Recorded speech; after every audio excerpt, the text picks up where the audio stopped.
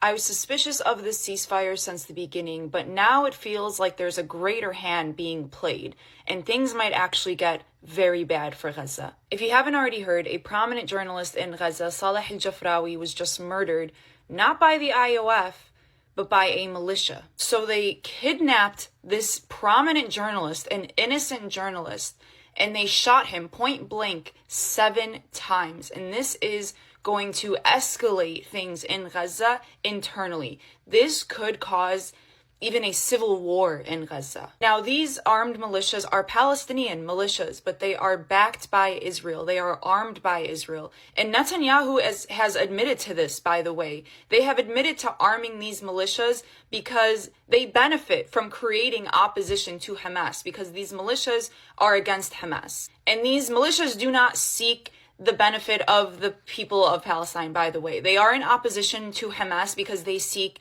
power. And unfortunately, in a war-torn country, there will always be people who take advantage of the situation and try to exploit the situation for power. And this is like a well-known tactic. This is in the playbook of the CIA of Israel. They admit to this all the time. They arm militias in war-torn countries to create more chaos. And it is no coincidence that this is happening just after the ceasefire was announced, which isn't even a ceasefire, by the way. They have agreed to a ceasefire and have continuously bombed Gaza since then. They have continued to kill people since agreeing to the ceasefire. So it wasn't even a true ceasefire to begin with.